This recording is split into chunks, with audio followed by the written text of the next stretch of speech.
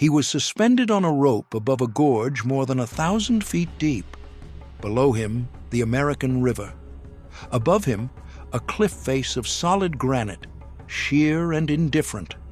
In his hands, a hand drill, a charge of black powder, and a fuse he had to light before his body swung back into the rock.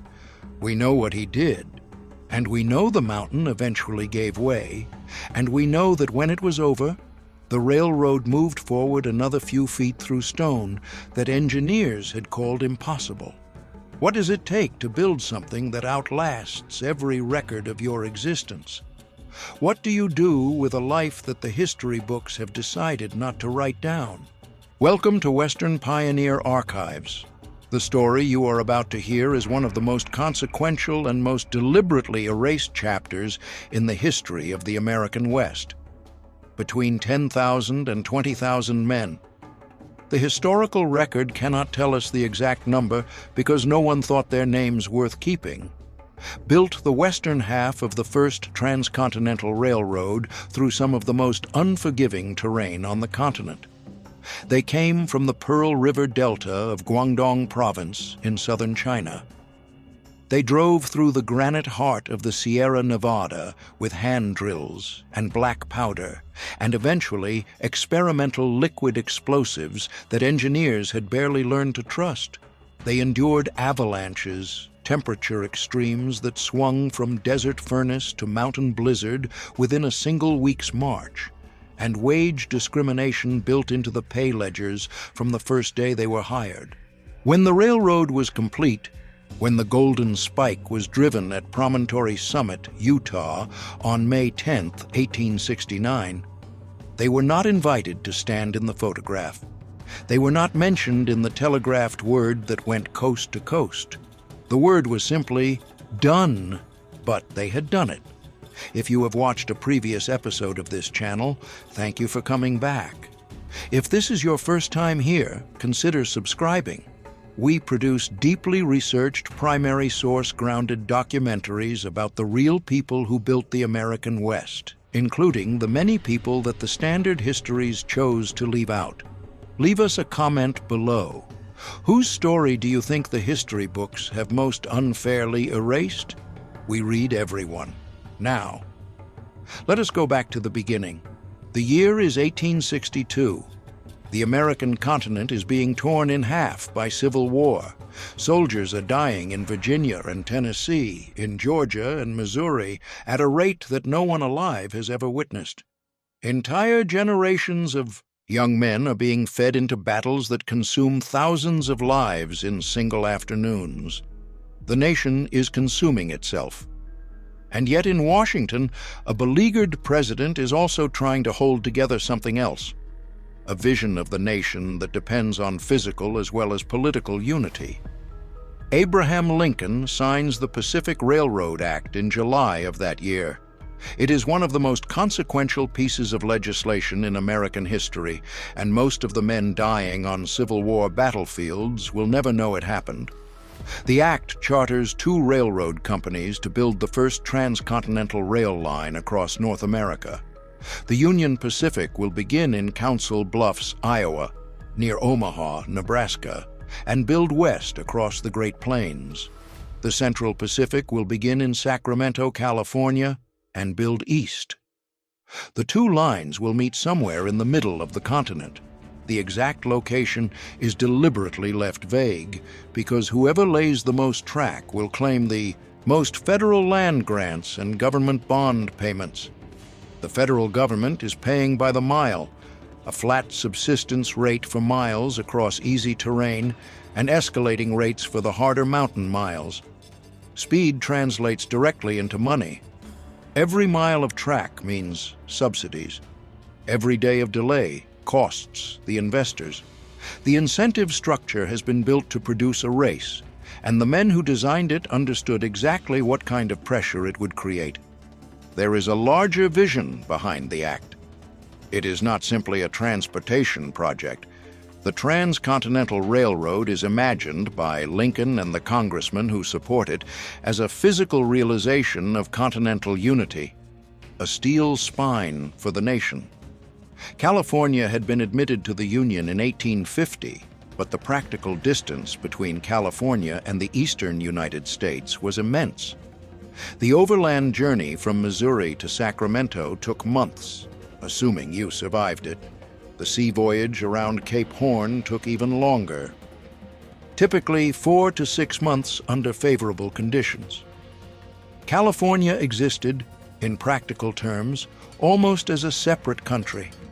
The men who designed the Pacific Railroad Act wanted to make that separation impossible.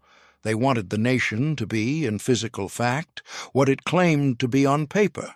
One country, from coast to coast. The Central Pacific is the creation of 4 Sacramento businessmen, Collis Huntington, Mark Hopkins, Leland Stanford, and Charles Crocker, who will come to be known, with a mixture of admiration and disgust, as the Big Four. Huntington is the strategist, the Eastern operator who keeps Congress and banks on the hook. He spends the war years in Washington and New York, lobbying and negotiating, securing contracts and bonds, maintaining the political relationships on which the entire enterprise depends. Hopkins keeps the books with a precision that occasionally drives his partners to distraction. Stanford is the politician, a former California governor whose job is to smooth over the legal and regulatory obstacles that a railroad through mountains will inevitably create. And Crocker, large, loud, tireless, and relentlessly competitive, is the man who will actually build the thing. These 4 men will become fabulously wealthy because of the railroad. They will build mansions on Nob Hill in San Francisco that become synonymous with Gilded Age excess. They will endow universities and art museums. Their names will be given to streets and buildings and institutions that remain prominent to this day. They will accomplish this wealth in part because the federal government gave them extraordinary subsidies and land grants, and in part because they paid the men who built their railroad as little as they could get away with and kept no records they were not required to keep. In 1863, ground is broken in Sacramento. The celebration is lavish. There are speeches, there is champagne, there are predictions of swift and certain completion. Then reality sets in. The Sierra Nevada, the mountain range that runs roughly 400 miles along the eastern edge of California, is not a gentle obstacle. It is a wall. East of Sacramento, the land rises from sea level to more than 7,000 feet in approximately 100 miles. The granite beneath the topsoil is among the hardest rock on the continent. There are no roads adequate for heavy freight. There are no established supply lines. There are no maps adequate to the engineering challenge. There is no existing methodology for building a railroad over mountains at this scale and altitude. The Summit Tunnel alone, one of 11 tunnels the Central Pacific will bore through the Sierra, will require boring through 1,659 feet of solid granite at an elevation where the winters are lethal. What the Central Pacific faces is not just the question of how to build a railroad over mountains. It is the question of whether such a thing is physically possible at all. In the early months of construction, the crews crawl across the valley floor east of Sacramento at a pace that threatens the entire enterprise. The Central Pacific has work for 4,000 men. It has, at any given time, barely 800 willing to stay on the job. The workers it does have, mostly Irish immigrants, many of them recent arrivals from the East Coast and from the mining districts of Nevada, are unreliable in the specific way that men are always unreliable when they have better options. The work is brutal. The pay is modest, the silver mines of Nevada are always calling, and the overland trails are littered with men who found that following the silver paid more and killed you just as quickly.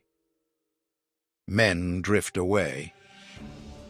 The Central Pacific's construction superintendent, a one-eyed Vermont native named James Harvey Strobridge, watches his workforce evaporate with increasing desperation.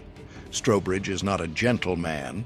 He is a driver, a man who runs construction sites with a combination of Physical intimidation, logistical brilliance, and an almost pathological commitment to forward progress.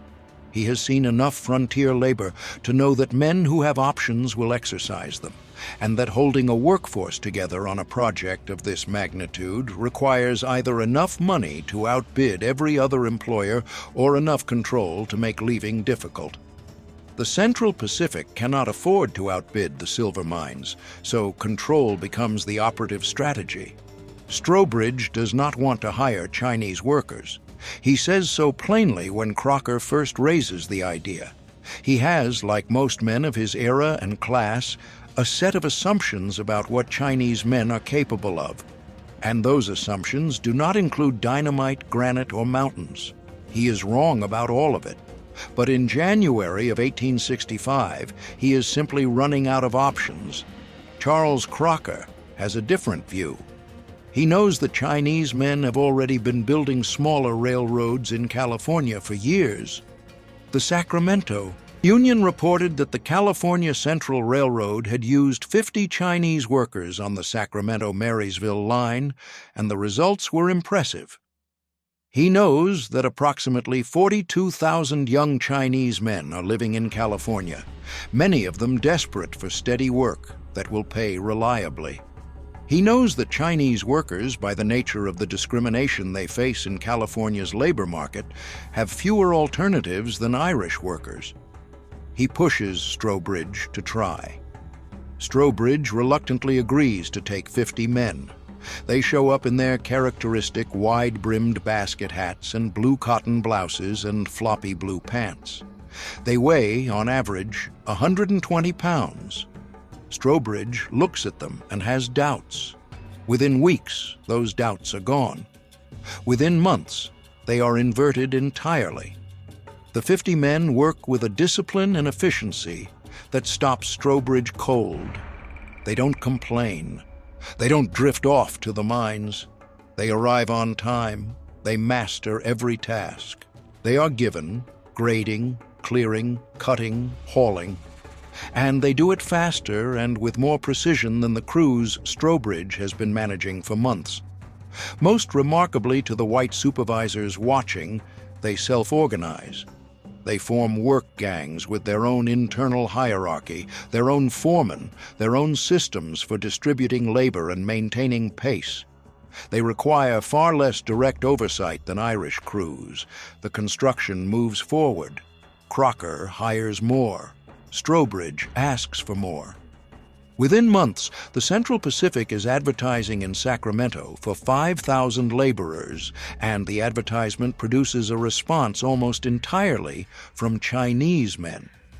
By the spring of 1865, the Central Pacific's workforce is predominantly Chinese. By late 1865, there are approximately 12,000 Chinese workers on the payroll. They constitute 80 to 90% of the entire workforce. The men that Leland Stanford had called the dregs of Asia are building his railroad. Who were these men? This question deserves a longer answer than it has typically received because the popular narrative of the Chinese railroad workers, when it exists at all, tends to treat them as an undifferentiated mass. Thousands of faceless men with picks and shovels moving east across a mountain range. This is not history. This is a sketch made by people who could not be bothered to look more carefully. Most of the men who went to work for the Central Pacific came from Guangdong Province in southern China, specifically from the Pearl River Delta region around what was then called Canton, now known as Guangzhou. The Pearl River Delta, in the 1850s and 1860s, was a region under enormous stress. The Opium Wars of 1839 to 1842 and 1856 to 1860 had imposed humiliating treaty concessions on China, opening ports to foreign trade and commerce on terms dictated by British military force. Foreign goods flooded into markets that domestic producers could not compete with. The economic disruption was severe. Then came the Taiping Rebellion. From 1850 to 1864, One of the bloodiest civil wars in human history raged across southern and central China. The rebellion, led by Hong Xiuquan, a man who believed himself to be the younger brother of Jesus Christ, mobilized millions of followers against the Qing dynasty and produced a conflict that killed an estimated 20 to 30 million people by the most conservative scholarly estimates. The Pearl River Delta was not spared. Villages were destroyed, agricultural production collapsed. Tax burdens on the survivors became crushing. Men who had been farmers or artisans or small traders found themselves in circumstances that offered no recovery within China.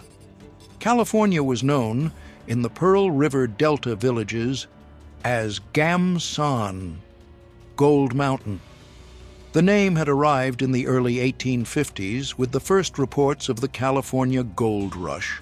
Carried back by letter and word of mouth, the same networks of kinship and village connection that had always transmitted news of opportunity in Guangdong province.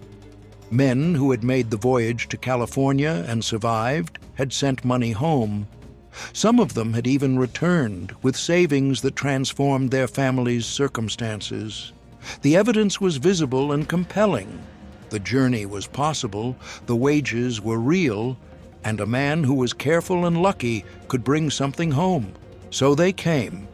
They boarded wooden-hulled steamships at Hong Kong or Shanghai, crossed the Pacific on voyages that took weeks, and arrived at San Francisco into a California that had mixed feelings about their presence at best.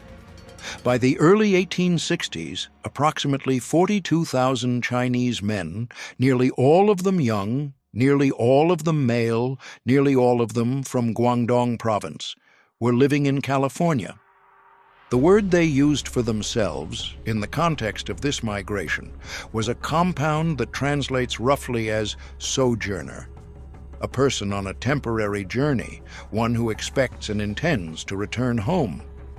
This was not a permanent emigration in the model of the European immigrants who were simultaneously flooding the East Coast. It was a calculated temporary displacement in service of a family economy that remained rooted in China. They had not found the gold they came for, or most of them had not. California's foreign miners' tax of 1850 had been specifically designed to price Chinese and Latin American miners out of the most productive claims by imposing a monthly tax that made their operations unprofitable relative to untaxed white competitors. White miners organized through vigilante groups to drive Chinese miners physically from diggings that showed promise. By the early 1860s, most Chinese men in California were doing the lowest wage, most dangerous, or most stigmatized work in the state. Operating laundries in conditions of constant steam and heat, performing domestic service for households that treated them with contempt, laboring on construction projects that paid the least and had the highest casualty rates. When the Central Pacific began hiring in early 1865, the railroad pay, $26 a month in the early years, rising to $31 and eventually $35, represented a genuine opportunity within the constraints of what Chinese men could earn in California at the time. It was less than what Irish workers were paid for the same work. White workers on the Central Pacific earned $35 to $40 a month and had their food and board covered by the company as part of their compensation. Chinese workers were paid less and required to cover their own food and lodging out of their wages. The discrimination was structural, embedded in the pay scales from the beginning, visible in every pay ledger the company kept. But $30 a month, sent carefully and regularly back to a family in Guangdong province, was a substantial sum by the standards of what could be earned in the Pearl River Delta's disrupted economy. And the work was steady. The Central Pacific needed men. It was not going to drive them away the way the gold fields had. For men with few other options, the railroad represented something real. There is a persistent claim in popular accounts of this era, sometimes voiced even by people sympathetic to the Chinese workers' story, that these men were uneducated and largely illiterate, that they left no written records because they had no capacity for writing. This is not accurate, and it matters that it is not accurate. A writer in Harper's Bazaar in 1869 noted that the Central Pacific superintendent, after employing 13,000 Chinese workers, said he had never met one who could not read and write in his own language. The Stanford University Chinese Railroad Workers in North America project, which has conducted the most comprehensive scholarship on this subject to date, has concluded that many of these men were at least functionally literate, that many sent letters home to their families, that many likely kept some form of personal record.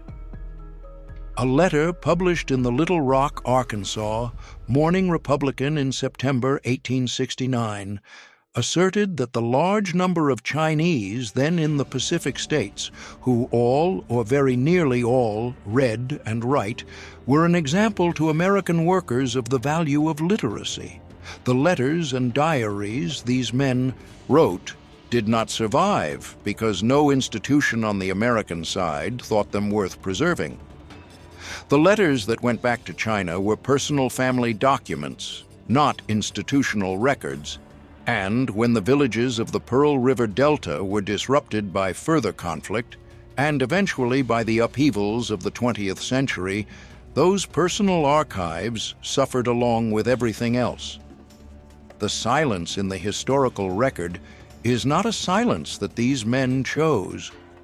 It is a silence that was imposed on them, first by the racial hierarchy of the American West, and then by the indifference of an archive culture that did not imagine that what Chinese workers wrote down was the kind of material that should be preserved. This is what scholars mean when they call these workers the silent spikes. Not that they were silent, but that the American historical record was built to silence them.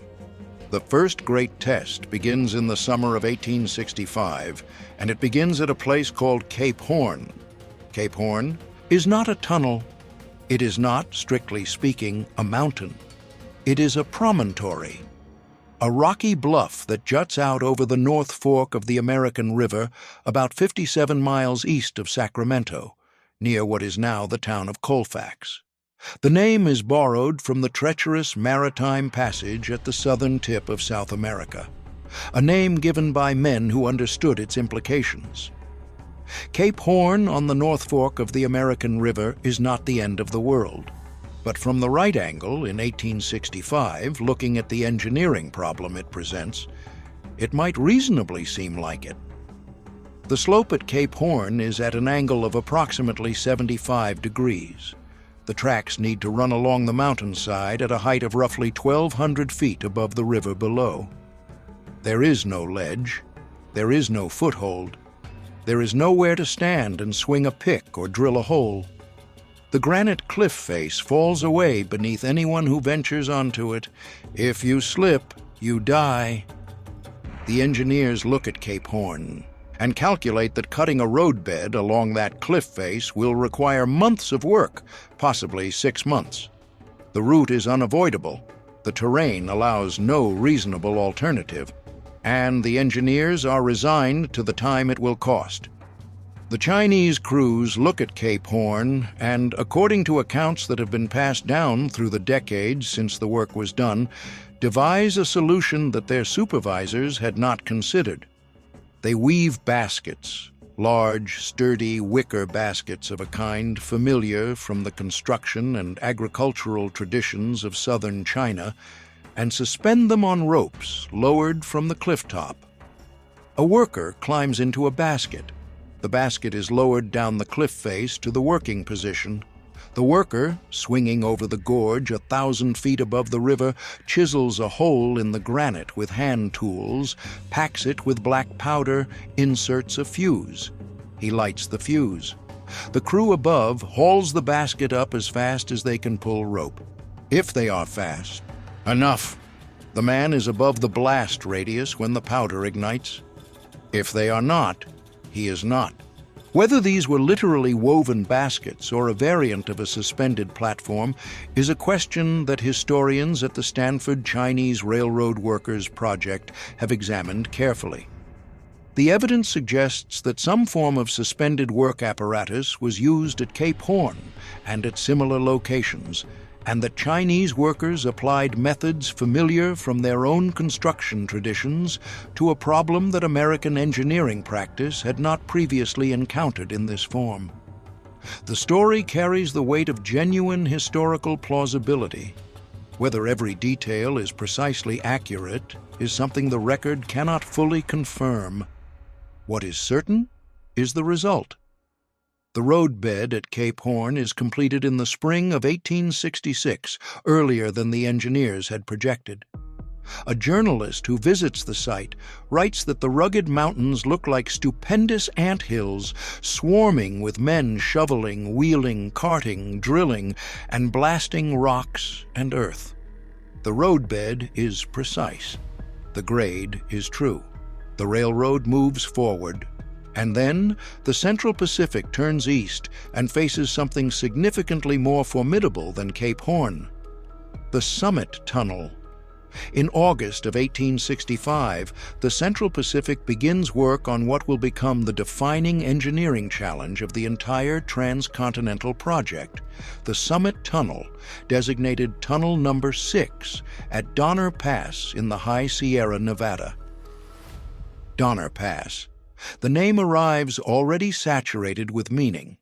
It has been fewer than 20 years since the Donner Party, the emigrant wagon train trapped by early snows in the winter of 1846 to 1847, was reduced by starvation and cold to survival cannibalism less than a mile from where the Central Pacific's crews will now be working.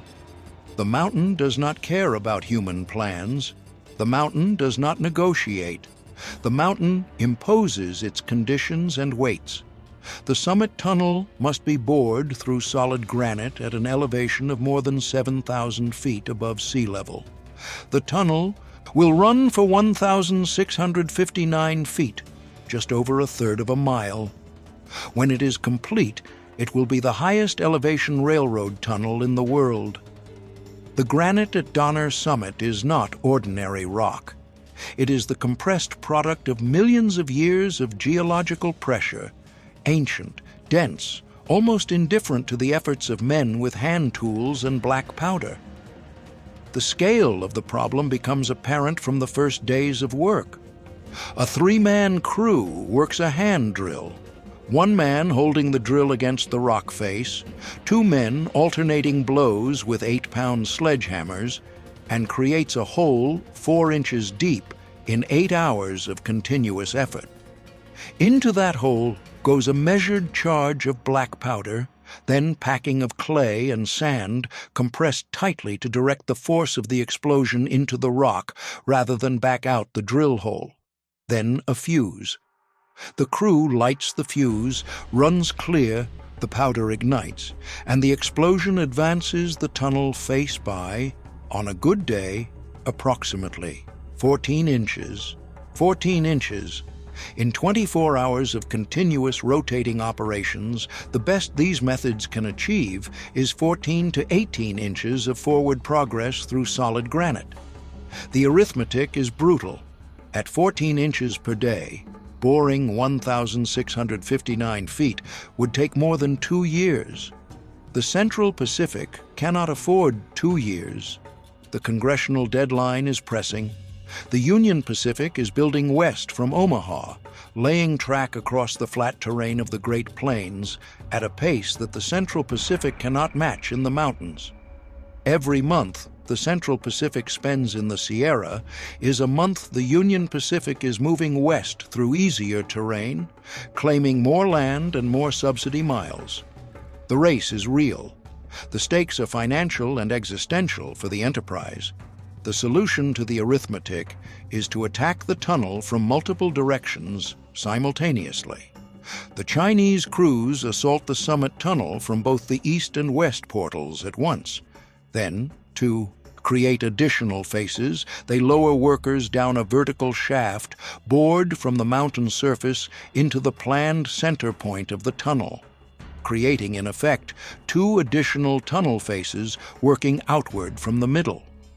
4 fronts of attack against 1,659 feet of granite, operating in 3 rotating 8-hour shifts, 24 hours a day, 7 days a week. The crews working in the tunnel operate in conditions that modern safety regulations would not permit under any circumstances. The air inside is thick with the residue of black powder blasts, sulfur compounds, carbon, fine rock dust, that coats the respiratory tract and dims the lungs of men who breathe it daily. The workers carry candles and lanterns. The light they have is barely enough to see the work in front of them. The tunnel is not ventilated in any systematic way. The only fresh air comes from the portals or the central shaft, and in the deep sections of the bore it barely moves. When a blast is detonated, the crew retreats to breathe and waits for the dust to settle enough to see. Then they go back. The Central Pacific does not record how many Chinese workers died in the tunnels from accident or from the long-term effects of this air. The company records do not make Chinese casualties a priority of documentation, and then the winter of 1866 to 1867 arrives. The Central Pacific's engineer John Gillis will later write, in a paper delivered to the American Society of Engineers in 1870, one of the most detailed technical accounts of the tunnel construction that exists, that 44 separate storms struck the Sierra Nevada that winter. He will write that no man can face these storms when they are in earnest. The snowpack at the summit averages 18 feet across much of the winter. Individual drifts reach 40 feet in the sheltered draws and gullies where the snowfield eddies and accumulates. The Chinese workers cannot stop. The Central Pacific needs the tunnel. The railroad needs to be through the mountains before the spring thaw gives the Union Pacific another season on the open plains. The workers cannot stop, but neither can they work on the open mountain face in the way they have been working. The storms are killing men who try to operate above the snow. The temperature plunges to depths that the men from subtropical Guangdong province have never experienced in their lives. One account from the period notes that workers who came from the tropics had no frame of reference for snow at all.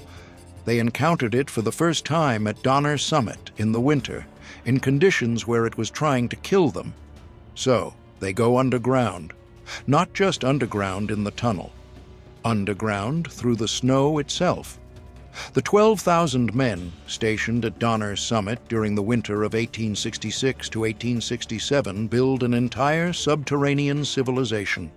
They excavate rooms and corridors through the accumulated snowpack, connecting their sleeping quarters to the tunnel entrance and to the supply points along the line. They cook beneath the snow. They sleep beneath the snow. They wake at the beginning of each shift and walk through snow tunnels to the granite tunnel entrance and pick up their drills and sledgehammers where the previous shift left them. The distance from the sleeping quarters to the tunnel face, traveled through snow tunnels in the dark, is measured in hundreds of feet. In the worst weeks of the winter, many of these men cannot see the sky at all. Days pass in which the only light is the light of their own candles. Days pass underground. The construction report that John Gillis presents to the American Society of Engineers in 1870 notes that the snowpack at the summit was so deep that the crew's barracks and cookhouses were entirely buried. He describes a network of surface-level and subterranean corridors linking the various workstations. He describes it as a remarkable engineering solution to an impossible logistical problem. He does not linger on what it must have meant to the men who lived in it. Men from a subtropical river delta who had, a few years earlier, been farming rice or working in market gardens or laboring in the gold camps. and who now spent weeks without seeing natural light in a mountain of snow at 7,000 feet in the deadliest winter in Sierra history. And then the avalanches come. They come without warning, as avalanches always do. A section of accumulated snowpack reaches the point of instability and releases thousands of tons of snow and ice sweeping down the mountain face at speeds that leave no time for any human response. The records of the Central Pacific acknowledge that men were killed in avalanches. Several entire work camps were buried. The company's records do not give a total. The company's records, as a rule, do not prioritize the deaths of Chinese workers as individual events worth recording. When the spring thaw comes, the melting snowpack reveals corpses. Some of them are found still holding their tools, still in the position they occupied when the mountain came down on them. They are removed and buried, and the work continues. The phrase, "not a Chinaman's chance," is in documented use in California during these years. It means no chance whatsoever. It refers to the probability that a Chinese worker exposed to a particular hazard would survive. The people who coined it in this context thought it was a neutral observation about conditions. They did not think it was a condemnation of the conditions. They did not think it reflected on the people who had created those conditions. In February of 1867, something changes at the Summit Tunnel. A British chemist named James Howden arrives at Donner Summit carrying something that changes the arithmetic of tunnel boring with a single demonstration. He brings nitroglycerin. Nitroglycerin had been synthesized in 1847 by Italian chemist Ascanio Sobrero, who was so alarmed by what he had created that he delayed publishing his findings. The substance is clear, oily, and looks almost harmless.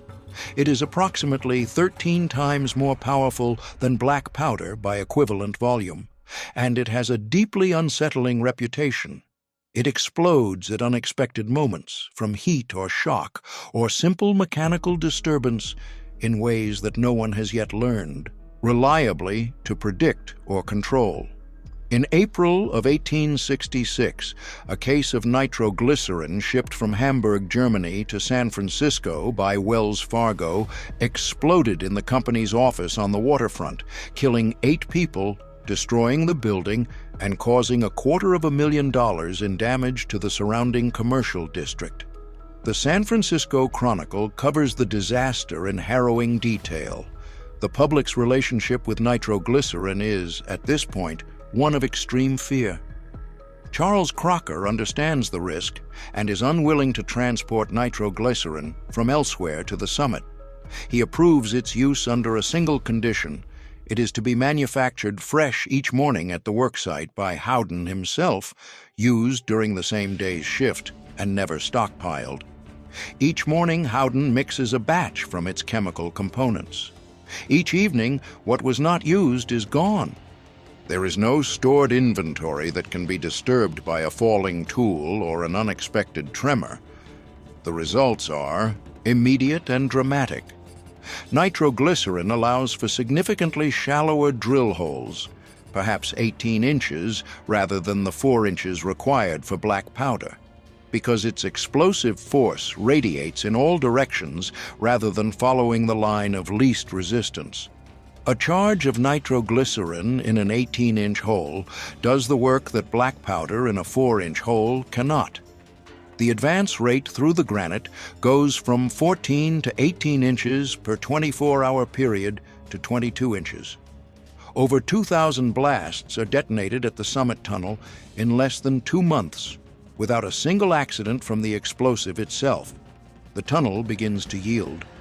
The workers in the tunnel operate 4 simultaneous fronts: the east portal, the west portal, and the 2 faces radiating outward from the central shaft. Each face is attacked in 3 rotating shifts. The foreman's time book, the record kept by construction foremanship at the tunnel site, shows that the Chinese crews work with a consistency and pace that the supervisors have not seen in other labor forces. They do not speed up for observation and slow down when unsupervised. They work at the same pace continuously. The pace is sustainable. The pace is relentless. On November 30th, 1867, the summit tunnel is complete. It has taken 16 months of work. The breakthrough from the last section of remaining rock, when the east and west heading crews finally meet in the middle, when the central shaft crews' faces finally connect, is an event that Gillis later records with technical precision. The alignment is nearly perfect. The tunnel's two halves match to within inches. The grade is correct. The engineering has been executed by men working with hand drills and candles in the dark for 16 months. The Central Pacific lays track through the tunnel and begins the descent toward Nevada, the highest railroad tunnel in the world, built by men whose names were not recorded. The Chinese workers move east, and the landscape changes completely. The Sierra Nevada, as terrible as it was, as many men as it consumed, as much of their endurance as it required, is behind them. Ahead lies Nevada, the desert. The Nevada desert in 1868 is a different kind of punishment than the Sierra. There are no avalanches, there are no tunnels, there is no granite to drill. The terrain is flat, which should make the work easier, and in some respects it does. But the desert imposes its own conditions, and those conditions are equally indifferent to human needs. The temperature in the Nevada desert in the summer of 1868 swings from well below freezing at night to well above 100 degrees Fahrenheit during the day. Some accounts record highs approaching 120 degrees in the alkali flats east of the mountains. The sunlight is vertical and relentless. There is no shade. The ground is baked alkaline soil that turns to a fine white powder under the crew's feet and coats their lungs with every step. The water is scarce to the point of crisis. The Central Pacific ships water to the work crews in barrels on flat cars, hauled forward to the end of track each day, and there are sections of the Nevada desert where that shipped water is the only water available within the radius of the work camps. The crews drink it, cook with it, use it sparingly, and keep moving. The pace of construction in the Nevada desert is extraordinary. The terrain's relative flatness, combined with the accumulated experience of crews that have now been working together for more than 2 years, produces advance rates that have no precedent in American railroad construction. By mid-1868, the Central Pacific is moving at an average of nearly 3 miles of completed track per day. In the best weeks, the pace is higher. What does 3 miles of track per day mean in physical terms? It means that every single day, the crew clears and grades the roadbed for 3 miles of new route, distributes and places the wooden ties for that roadbed, unloads from supply trains, and carries forward the iron rails for that 3 miles, places those rails on the ties with precision, drives the spikes that hold the rails in place, installs the bolts that join one rail to the next, and tamps the ballast that beds the track firmly against movement. 3 miles of this, every day, in temperatures that exceed 100 degrees. The materials alone are staggering. A mile of finished track requires approximately 2,500 wooden ties and 352 iron rails, each rail 30 feet long and weighing roughly 560 pounds. A mile of track requires approximately 5,500 spikes. All of this material, the rails, the ties, the spikes, the bolts, the locomotive fuel, the food for the workers, the water, the tools, must be supplied from the rear, pushed forward on flat cars to the advancing end of track, unloaded by hand, and carried forward to where the work is happening. The supply chain. For a construction operation of this scale, moving across hundreds of miles of desert with no permanent infrastructure is itself a feat of logistics that barely appears in histories of the railroad's construction. Behind the track-laying crews, the graders push even further ahead. The graders, the men who actually clear and level the roadbed, operate weeks ahead of the track layers, preparing the route for the iron that will follow. In the Nevada desert, the grading work involves clearing sagebrush and rock, cutting through low ridges and filling gullies, leveling the surface to the precise grade the tracks require. This work is also done almost entirely by Chinese workers. In October of 1868, the Union Pacific sets a new daily record: 8 miles of track laid in a single day, working from 3 in the morning until midnight. The news reaches Charles Crocker in Nevada, and Crocker's response is everything you might expect from a man of his temperament. He makes a public boast. He tells Thomas Durant, the Union Pacific's vice president, that his crews can lay 10 miles of track in a single day. Durant, with his own man's competitive pride engaged, wagers $10,000 against it. Crocker accepts the bet. He begins planning. The preparation for 10-mile day begins days before the attempt. Crocker and Strobridge walk the planned route and survey the ground ahead. Wooden ties are distributed along the entire 10-mile stretch in advance, a pre-positioning operation that requires days of work by support crews whose effort is rarely mentioned in accounts of the record day itself. Rails and hardware are assembled in supply trains and staged carefully along the route. The logistics are calculated with the kind of precision that a military operation requires, where each supply train will be at each hour, how the empty cars will be cleared to allow the loaded ones to advance, how the horse teams will be rotated to maintain speed throughout the day. The crew is chosen from volunteers. From a pool of nearly 5,000 men who step forward, 1,400 are selected. The best from each work gang, the fastest and most experienced. They are told that if they succeed, they will receive 4 days' pay for 1 day's work. The incentive is real. The pride is real. In the Central Pacific camp in the days before April 28th, observers note that the Chinese workers are, in a phrase used by one account of the period, stirred to a pitch of excitement never shown before. The first attempt is planned for April 27, 1869. A locomotive goes off the track early in the morning, and the attempt is postponed.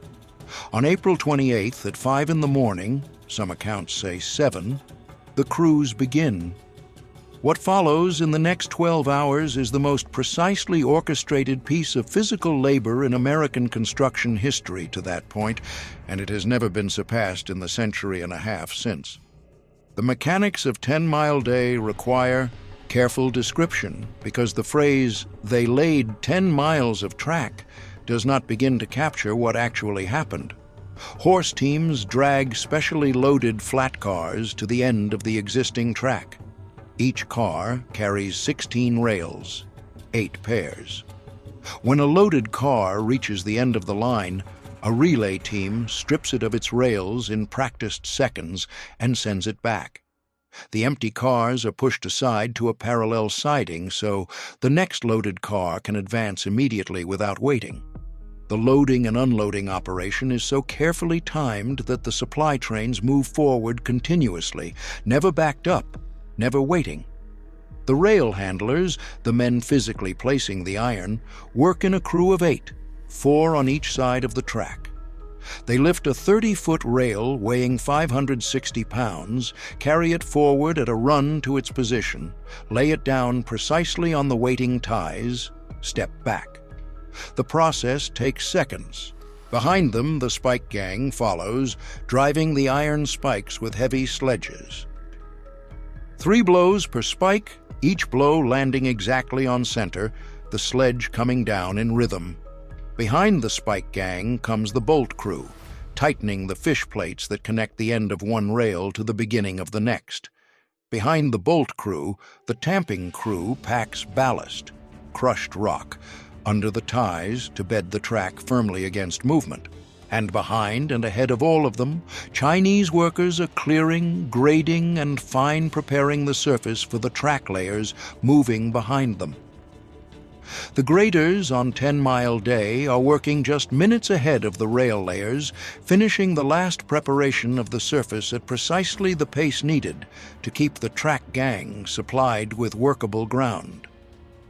By 9 in the morning, 2 miles of track have been laid. By noon, the lunch break, 50 minutes. 6 miles are done. The crews eat quickly, drink what water there is, and go back. The afternoon is hard. The men are tired. The desert heat is at its daily peak. The supply trains are traveling longer distances to bring materials forward. The pace slows slightly from the morning's extraordinary rate, but the organization holds. The rhythm holds. The crews do not break formation, do not bunch, do not create the bottlenecks that would cost them the record. By 7 in the evening, they have laid 10 miles and 56 feet of soon track. Crocker calls forward one of the Central Pacific's locomotives. It runs the entire length of the new line at 40 miles per hour, testing the track. The track holds. The grade is true. The work is done. An Army officer who has been watching from the side of the grade for the entire day turns to Crocker and says, "I never saw such organization as that, not in the Army, not anywhere. The total materials placed during the day, 25,800 ties, 3,520 rails, 55,080 spikes, 14,050 bolts. The weight of material placed, lifted, carried, and set down by human hands is approximately 4.5 million pounds. The 8 Irish rail handlers each personally lifted an estimated 125 tons of iron during the day, which is the figure that a Southern Pacific Bulletin account from 1928 records alongside their names. The names of the 8 Irish rail handlers have been preserved.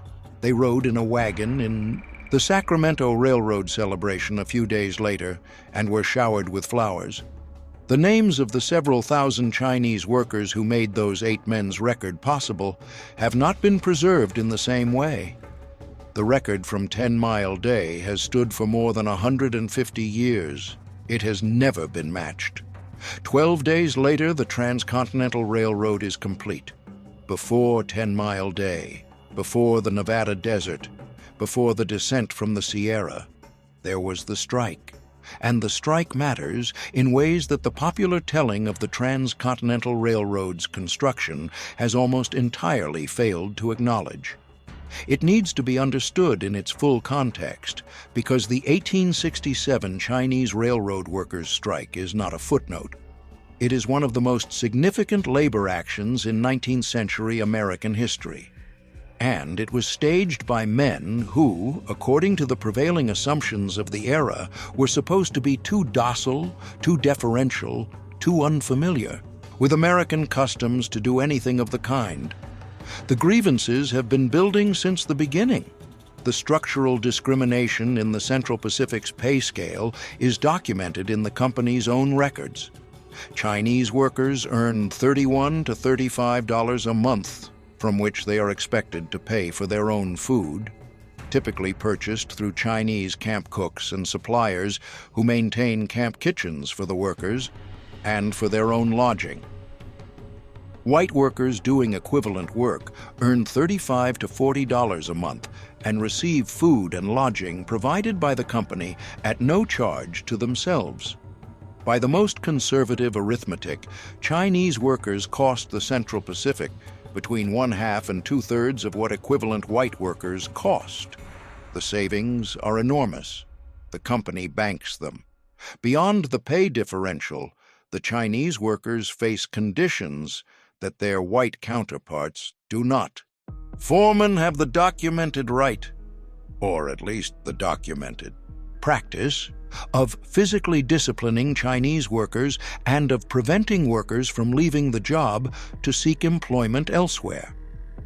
The Sacramento Union, in an account of the strike's demands, reported that workers had explicitly protested the right of the company's overseers to either whip them or restrain them from leaving the road when they desire to seek other employment.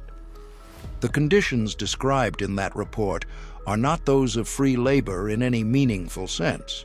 They occupy a space between employment and coercion that the Central Pacific's management preferred not to examine directly, and the work itself. The most dangerous jobs on the Central Pacific Line are disproportionately assigned to Chinese workers. The tunnel blasting, the cliff face, drilling at Cape Horn, the underground shifts where a misfire of a black powder charge in an enclosed space means death by concussion and rockfall. The winter work under the snowpack where avalanches bury camps without warning. These are not random assignments. These are the jobs that the labor hierarchy of the 1860s American West places on Chinese shoulders because Chinese workers have fewer options to refuse. On June 19, 1867, a massive explosion in one of the Sierra Nevada tunnels kills one white worker and 5 Chinese workers. There is no investigation. The deaths of the Chinese workers are not publicly mourned. The work schedule rolls forward. This event, in the context of 2 years of accumulated grievance, is, as the historical accounts phrase it, the last straw. On June 25, 1867, approximately 3,000 Chinese workers spread across a section of the eastern Sierra Slope between Cisco and Truckee simultaneously put down their tools and walk back to their camps. They do not fight. They do not riot. They do not vandalize equipment or confront their supervisors physically. They simply stop working and wait. The organization required for this is extraordinary. These are 5,000 men, some. Accounts say as few as 3,000, some as many as 5,000, distributed along 30 miles of mountain terrain, operating across multiple work gangs with their own internal hierarchies and communication channels. The coordination that produced this simultaneous work stoppage was planned. It was planned without the knowledge of the Central Pacific's management in a labor camp where the company's supervisors were always present.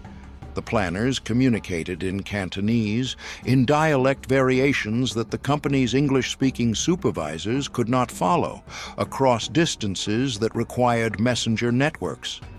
The planning is a remarkable organizational accomplishment that has received almost none of the attention it deserves. Charles Crocker later recalls that when he heard about the strike, he was genuinely surprised. He thought worker relations were excellent. He reports that if that number of white workers had gone on strike, it would have been impossible to control them. There would have been confrontation and violence. The Chinese workers simply stop. The demands, delivered through representatives to Central Pacific management, are specific and documented in newspaper accounts from the period and in later congressional testimony. The workers want wages of $40 a month, equal to what white workers are paid for equivalent labor. They want workdays reduced from 11 hours to 10 hours for above-ground work. They want tunnel shifts, reduced from their current length to 8 hours, a demand grounded in the documented reality that extended hours in the blasted air of the tunnels is destroying their respiratory health. They want foremen to stop physically assaulting workers, and they want the freedom to leave the job voluntarily when they choose, without coercion or physical restraint. The Sacramento Union reports one of the workers' representatives as using a phrase that becomes one of the most memorable documented statements from any laborer in the construction of the Transcontinental Railroad. The phrase is, 8 hours a day, good for white men, all the same good for Chinamen. It is a statement of precise, documented equality. It does not ask for special treatment. It does not appeal to charity or sympathy. It makes an argument from consistency. If the standard is good enough for white workers, it is good enough for Chinese workers. The logic is irrefutable. The Central Pacific refuses to accept it anyway. Strobridge attempts to bully the workers back to their posts. His characteristic management style, loud, aggressive, physically intimidating, produces no effect at all. The workers sit in their camps and wait. Strobridge telegraphs Charles Crocker. Crocker comes to the mountain and delivers his response directly. He calls in the leaders of the movement and tells them that he will halt construction entirely before he concedes a single one of their demands. He means it as a threat intended to demonstrate the futility of their position. He is a man who rarely makes statements he doesn't mean. The workers receive his message and continue to sit. 2 days after the initial walkout, workers all along the line join the strike. The demand is raised to $45 a month. Crocker's response is the one response the workers cannot defeat. He cuts off the food supply. The Chinese workers live in company camps at the worksite, isolated in the high Sierra Nevada, with no alternative supply infrastructure. They are weeks from any city. The mountain road is controlled by the company. When the food trains stop coming, when the company stops sending the supply wagons that bring the Chinese-style food the workers' own cooks prepare, there is no alternative source. The workers try to hoard. They stretch what they have. Some accounts suggest attempt to walk back toward Sacramento and are turned back. After 8 days, hunger defeats the strike. The workers return to their jobs. Not one of their demands is formally granted. Crocker does not concede anything on the record. But something happens in the months that follow. The Central Pacific quietly raises wages. The most extreme working conditions are reduced without public acknowledgement. The pattern of adjustments suggests that Crocker, whatever he said to the workers' faces, understood that the strike had demonstrated something real, that Chinese workers could coordinate, that they would act collectively, that the assumption of docility was simply wrong. He had been scared. The record of the months following the strike shows it in the adjustments that were made without any public acknowledgement that the workers had won anything. Hilton Obenzinger of the Stanford Chinese Railroad Workers Project said this in an interview regarding the 1867 strike.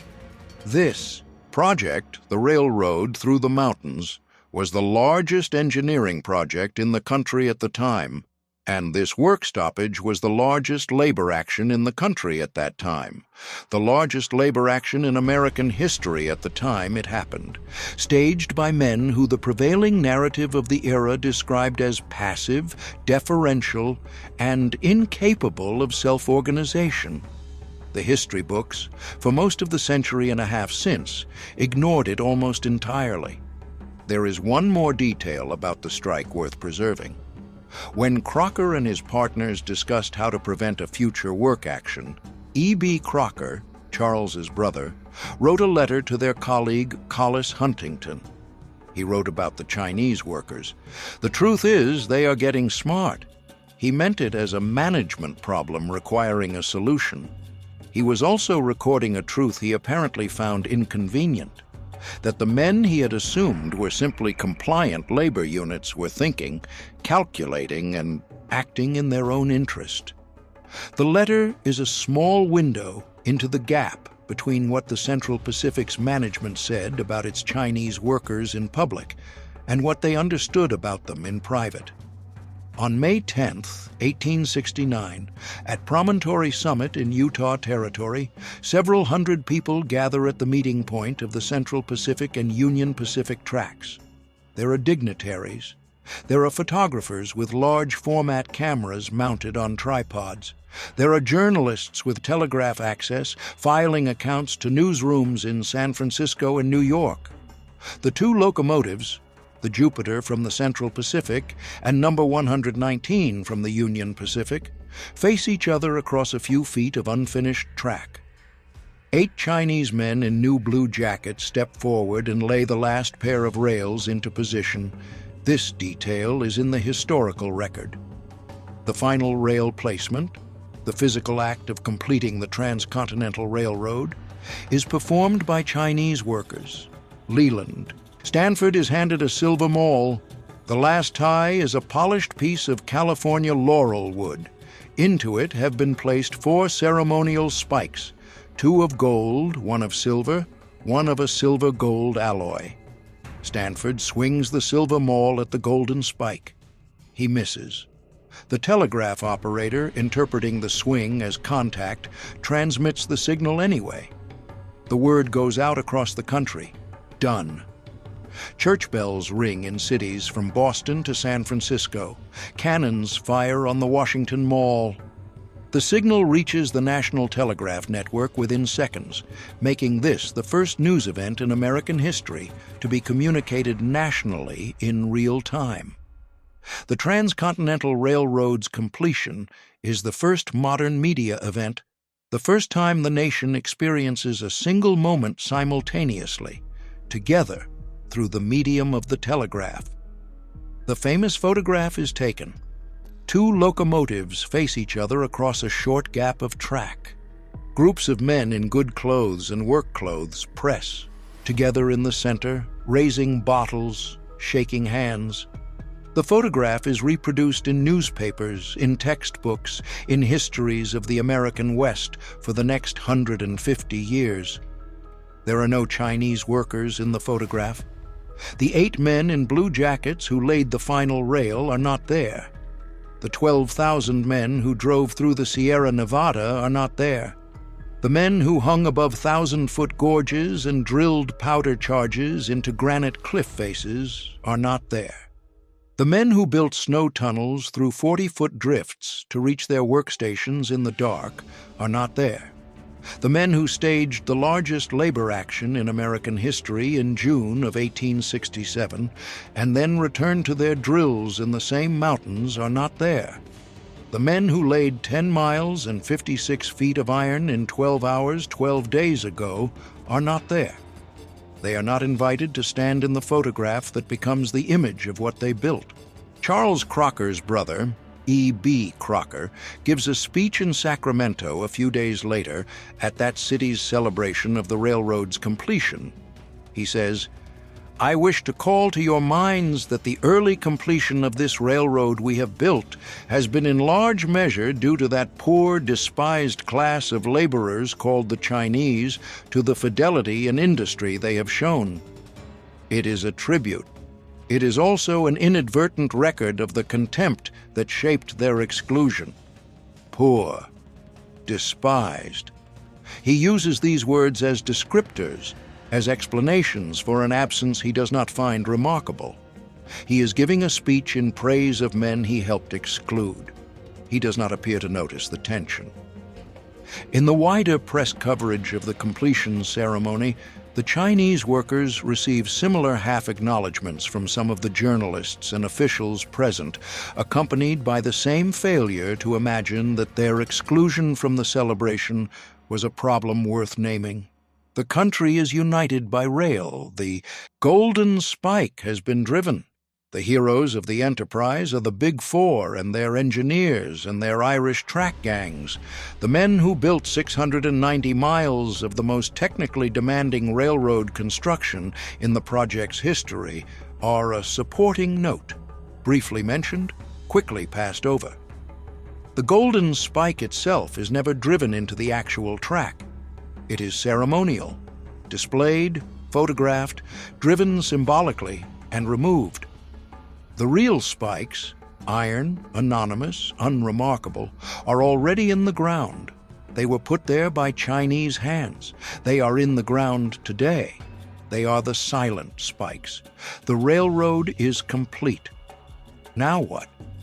For the 10,000 to 20,000 Chinese workers who have spent 4 years building the Central Pacific's 690 miles of mountain and desert track, the answer is, find the next thing. The Central Pacific does not offer severance. The Central Pacific does not offer pensions. The Central Pacific does not offer thanks in any tangible form. The railroad is done, and the workers are on their own. Several thousand men begin walking toward San Francisco. This is not a figure of speech. They walk. The distance from Promontory summit to San Francisco, following the route they just built, is approximately 800 miles. There is no other practical means of transportation for men without money and with no legal access to the trains that now run on the track they laid. Some accounts from the period describe groups of workers walking along the new railroad grade, sleeping on the embankments they built, following the line west through the Nevada desert and over the Sierra Nevada passes and down into California. A significant number, the Los Angeles Times, reporting on the history of one Nevada community in 1972, suggests perhaps 4,000 drift into the silver mining district of Tuscarora in northeastern Nevada, approximately 52 miles northwest of Elko. They go from building railroads to digging silver. The Chinese community of Tuscarora becomes, for a time, one of the largest Chinese communities in Nevada. Many of these former railroad workers spend the rest of their lives in Tuscarora. A Chinese cemetery on the hill above town holds the graves of men who came to Nevada to build a railroad and stayed to mine the same mountains in a different way. By the time the Los Angeles Times reporter visits in 1972, the graves are gone. Chinese burial custom requires that the remains of the dead eventually be returned to China for proper interment, and the bones were exhumed and shipped back to the Pearl River Delta villages, one generation at a time. Other workers move south into California's Sacramento-San Joaquin Delta, the vast marshland at the confluence of the state's two great river systems.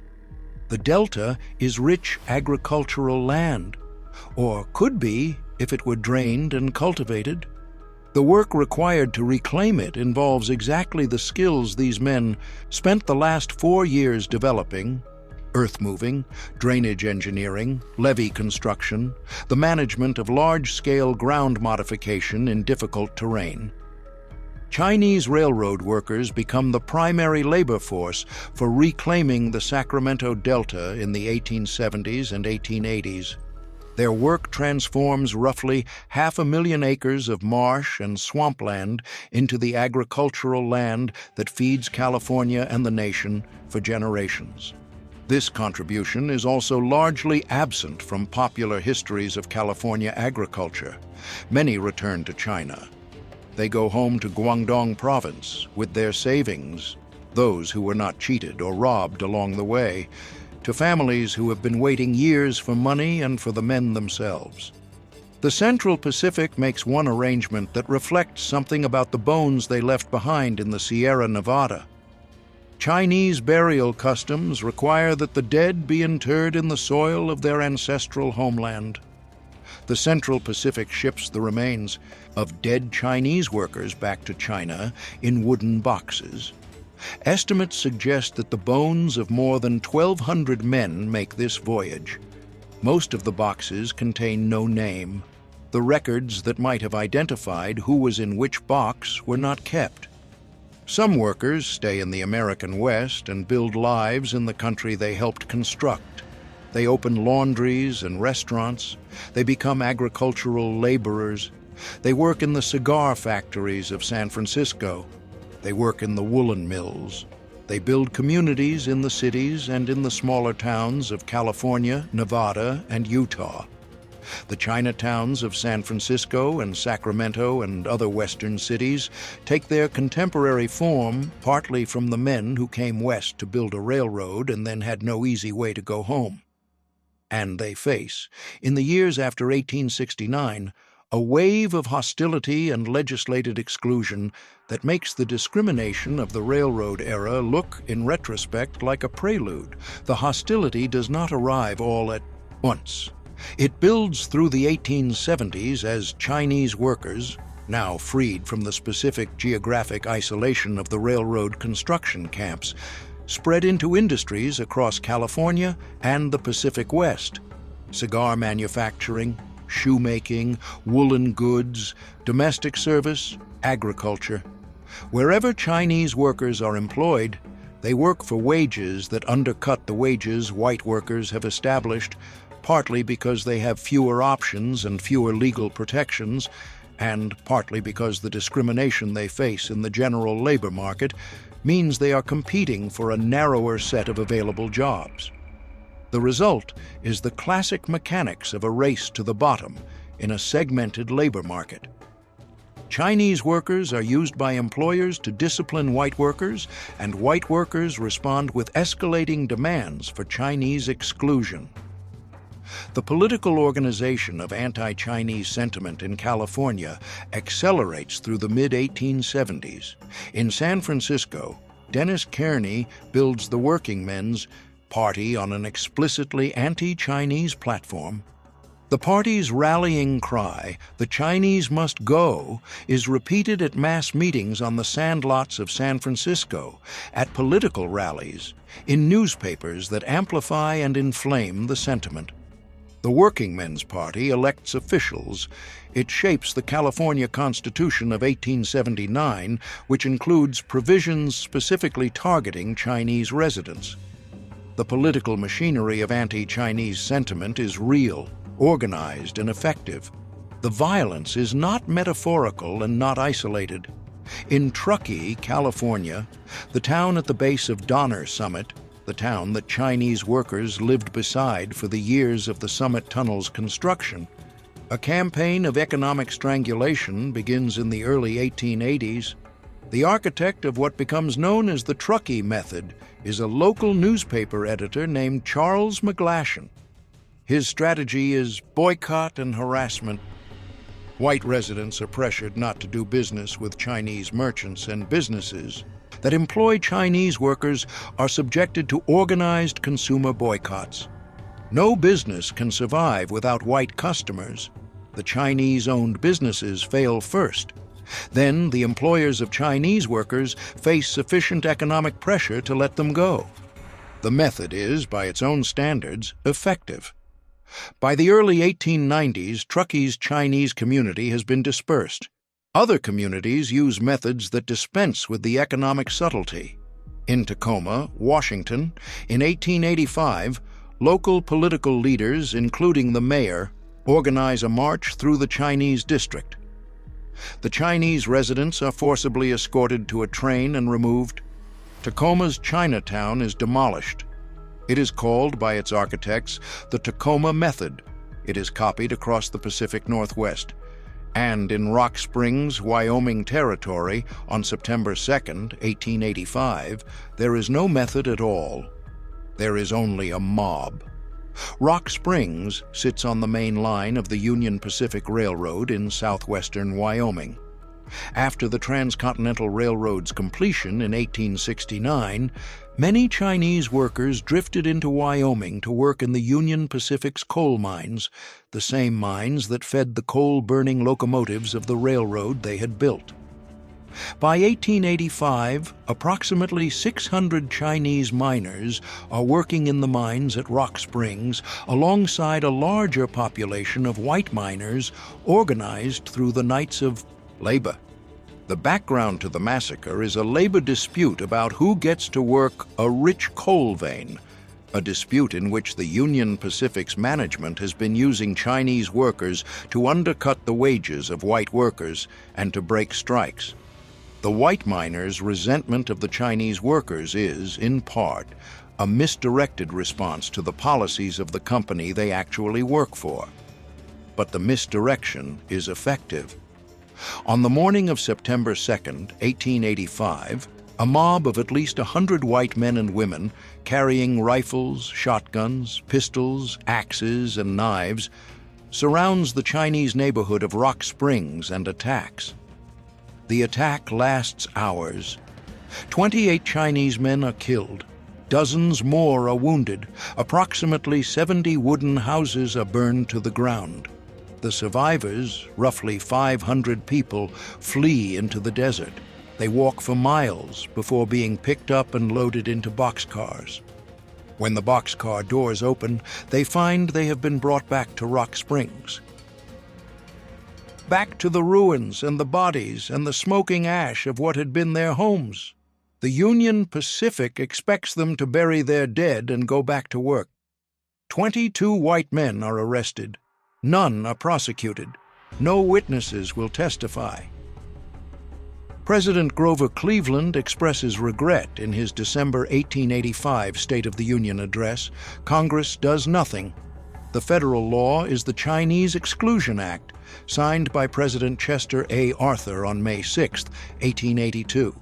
It is the first federal legislation in American history to bar a specific national group from immigration. It suspends the immigration of Chinese laborers for 10 years. It is extended in 1892 for another 10 years. It is made permanent in 1902. It remains in effect for 61 years. It is not repealed until December of 1943, when China is an American ally against Japan, and the continued existence of the law is a geopolitical embarrassment in the conduct of the war. The repeal is substantively narrow. It establishes a quota of 105 Chinese immigrants per year. This is not generosity. It is a diplomatic gesture in the disguise of justice. The men who built the western half of the Transcontinental Railroad completed their work in 1869. The law that said they and their countrymen were not welcome in the country they helped build remained in effect until 1943. From the Golden Spike to repeal, 74 years. What remains? The Summit Tunnel still stands at Donner Pass. Trains still run through it. A passenger on the Amtrak California Zephyr, traveling from Chicago to San Francisco across the Sierra Nevada, passes through the bore that 12,000 men spent 16 months completing in the winter dark. The tunnel walls bear the drill marks of hand tools swung by men working 3-hour shifts by candlelight, in air thick with black powder residue, at an elevation where the winter was trying to kill them. If you run your hand along the rock, you touch the same surface those hands touched. The granite has not changed. The granite remembers everything. The archaeological record of the Central Pacific's construction camps has been quietly accumulating evidence for decades. Excavations at work campsites along the Nevada and Utah sections of the line have yielded Chinese coins from Sichuan and Yunnan provinces that sent workers, as well as Guangdong, ceramic rice bowls with the thin walls and blue and white decoration of Guangdong export ware, ceramic spoons, gaming pieces made of bone and ivory and ceramic, opium pipe bowls, fragments of medicine bottles. These are the artifacts of men who lived here, who made these places home for a season, for a year, for whatever time it took to build through and move on. They ate their food from their bowls.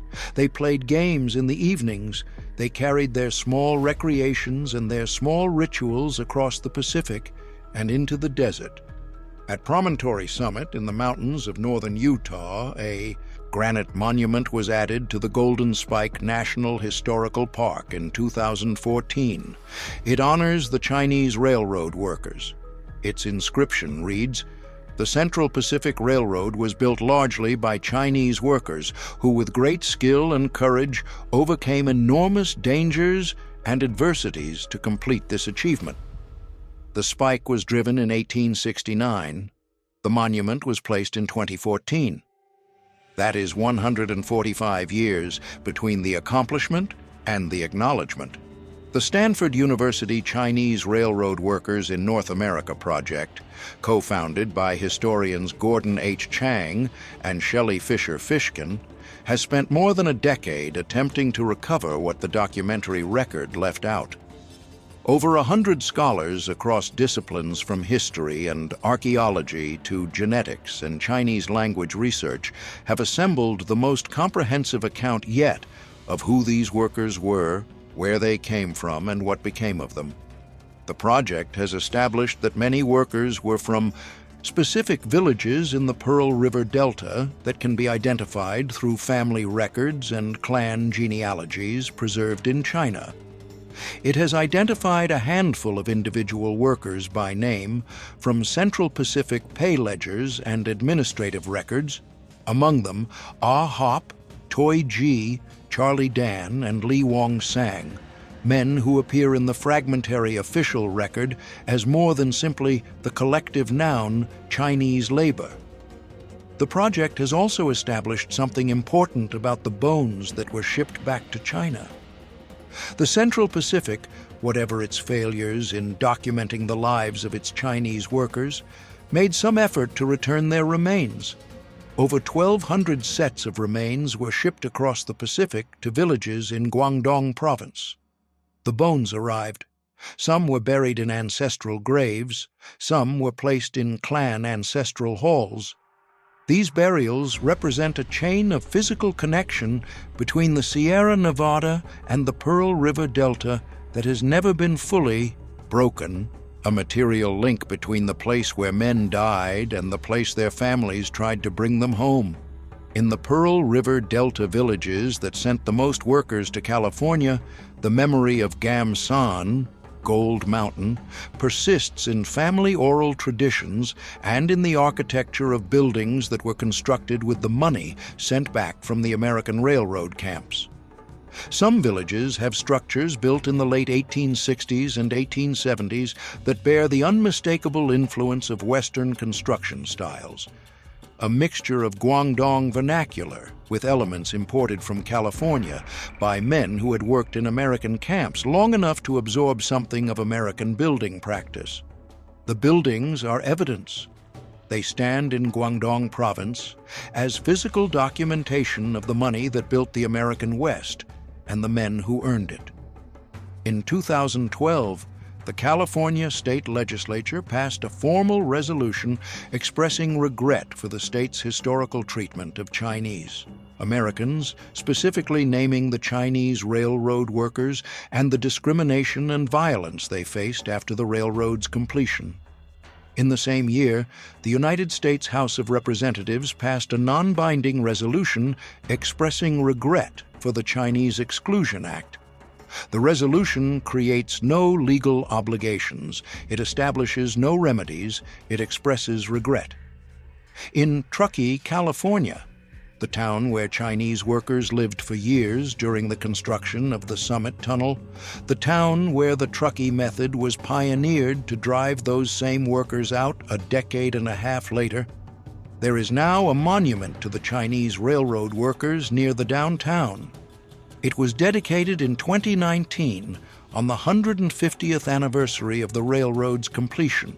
It stands near the tracks. The trains still run. The silent spikes are still in the ground, somewhere along the original roadbed of the Central Pacific, in the mountains above Donner Summit, along the Nevada Flats, in the Utah desert approaching Promontory. The iron spikes that Chinese hands drove home in the 1860s are still embedded in ties and ballast that have been rebuilt and replaced many times in the century and a half since. The grade itself, in many sections, is the same grade. The cuts through the rock are the same cuts. The fills in the gullies are the same fills. The landscape still carries the shape of the work those hands did, long after the hands themselves are gone. What we owe these men is not a debt that can be discharged by a monument or a legislative resolution, though both are better than their absence. What we owe them is, at minimum, the honest accounting of what they did and what was done to them in return. We owe them the replacement of the label "silent spikes," a beautiful phrase that was meant to capture their erasure from the record, with something more accurate, not silence, but the persistent echo of their presence in the physical landscape they shaped, in the legal and cultural history of the nation they helped build, and in the families in Guangdong province whose stories carry their names when no American archive did. Leland Stanford wrote in 1865 that without the Chinese workers, it would be impossible to complete the western portion of the railroad within the time required by the acts of Congress. He was right. He said this as a practical statement about labor supply. He did not say it as a statement about what was owed to the men who made the impossible possible. He had, after all, been elected governor of California on a platform that called those same men the dregs of Asia. Both of those facts are true simultaneously. The history of the Chinese railroad workers lives in the space between those two statements, in the gap between indispensability and contempt, between the acknowledgement of what was needed and the refusal to honor the people who provided it. E.B. Crocker, at the Sacramento celebration in May of 1869, said, "To that poor, despised class of laborers called the Chinese, to the fidelity and industry they have shown." Fidelity, industry. The words are accurate and they are insufficient. The men who drove the silent spikes showed fidelity in the dark of the summit tunnel, holding a drill in granite while two men swung sledgehammers, measuring their progress in inches per day. They showed it in the Nevada desert in 100-degree heat, lifting 560-pound rails and setting them down true. They showed it on June 25, 1867, when they put down their tools and said in whatever Cantonese dialect passed between them in the mountain camps, "We will not do this for these wages under these conditions any longer." They showed it on April 28, 1869, when they laid 10 miles and 56 feet of iron in 12 hours, and an Army officer said he had never seen organization like that anywhere in the world. They showed it on May 10, 1869, when 8 men in new blue jackets carried the final rail into position and then stepped back and watched as other men drove the ceremonial spikes and stood in the photograph. When the telegraph tapped out its message to the waiting nation, "Done," the men who had done it were not there to hear it acknowledged, but they knew what they had built. The mountain had said it was impossible. The engineers had calculated the improbability. The company's own management had, at the beginning, said they were not capable. They had answered in the only language that cannot be disputed. They answered in stone and iron and distance.